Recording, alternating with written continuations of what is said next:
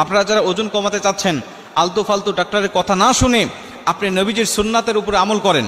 বড় বড় চিকিৎসকেরা, ডাক্তারেরা এখন নবীজির এই সমস্ত সুন্নাতকে গবেষণা করে একমত পোষণ করেছেন যে হ্যাঁ, আমরা যে পদ্ধতিগুলো দিচ্ছি এর থেকে নবীজির সুন্নতের কার্যকারিতা অনেক বেশি এবং অনেক অনেক গুণে বেশি। রাসূল সাল্লাল্লাহু আলাইহি ওয়াসাল্লাম বলছেন, এক নম্বরে আপনি যে সুন্নতটি পালন করবেন, আমি যেটা করেছি সেটা হলো ক্ষুধা লাগলে আপনি খাবেন এবং সামান্য ক্ষুধা থাকতেই আপনি খাবারটা শেষ করবেন।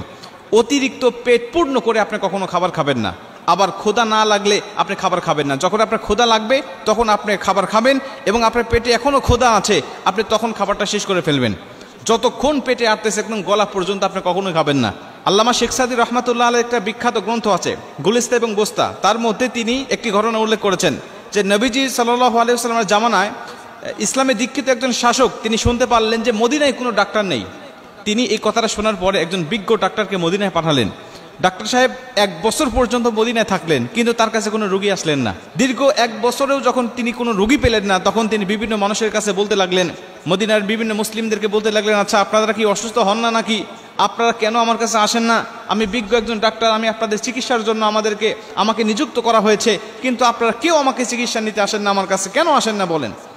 তিনি বলছেন, নবীজি আমাদেরকে একটা সুন্নাত শিখিয়েছেন, এই সুন্নাতের উপরে আমল করার কারণে আল্লাহ পাক আমাদেরকে অসুস্থ করেন না, আমরা অসুস্থ হই না, বিধায় আপনার কাছে আসি না। ডাক্তার বলছেন, কি সুন্নাতের উপর আমল করেন? তিনি বলছেন, আমরা ক্ষুধা লাগলে খাই এবং ক্ষুধা থাকতেই আমরা খাবার শেষ করি। ডাক্তার সাহেব বললেন, যদি এইভাবেই তোমরা খেতে থাকো আর এইভাবেই যদি আমল করতে থাকো তাহলে আমার আর এখানে থেকে লাভ নাই, আমি এখান থেকে চলে যাই। কারণ তোমরা যে পদ্ধতিতে খাবার গ্রহণ করো এতে তোমাদের সব দিক দিয়েই উপকার হবে।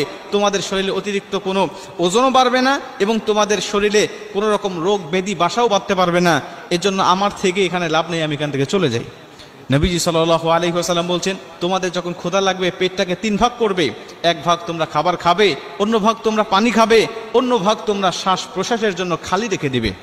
আমরা জানি ক্ষুধা লাগলে আমরা যখন খাই খাবার খেতে খেতে পেট পূর্ণ করে খাবার সময় আমাদের ভালোই লাগে, কিন্তু খাবার শেষ হওয়ার পরে ভিতরে অস্থিরতা কাজ করে, কারণ আমি ভিতরে নিঃশ্বাসের জন্য কোনো জায়গা রাখি নাই। কিন্তু আপনি যখন ক্ষুধা থাকা অবস্থায় খাবারটা শেষ করবেন, হয়তোবা তখন আপনি শেষ করতে মন চাইবে না, মনে হবে আরেকটু খাই, কিন্তু আপনি যদি ওই সময় খাবারটা শেষ করে উঠে পড়েন দেখবেন যে আপনি একটা মানসিক শান্তি পাচ্ছেন, শারীরিক শান্তি পাচ্ছেন, ভিতরে আপনার অনেকটা হালকা লাগতেছে, পাতলা লাগতেছে। 2 নম্বর আমল হলো, নবীজি সাল্লাল্লাহু আলাইহি ওয়াসাল্লাম বলেন যে তোমরা ইশার নামাজের আগেই রাতের খাবারটা শেষ করবে। ক্বাবলাল আশা ওয়াল ইশা, আশা হলো রাতের খাবার, ইশা হলো রাতের নামাজ। নবীজি সাল্লাল্লাহু আলাইহি ওয়াসাল্লাম বলেন, আম্মা জান আয়েশা রাদিয়াল্লাহু তাআলা আনহা হাদিসটা বর্ণনা করেছেন যে বুখারীর বর্ণনায় নবীজি সাল্লাল্লাহু আলাইহি ওয়াসাল্লাম বলছেন, যদি ইশার নামাজের ইকামত শুরু হয়ে যায় আর ঠিক সেই মুহূর্তে যদি তোমার সামনে রাতের খাবার উপস্থিত হয়ে যায় তাহলে তুমি আগে রাতের খাবারটা শেষ করো। বর্তমান বিজ্ঞান বলছে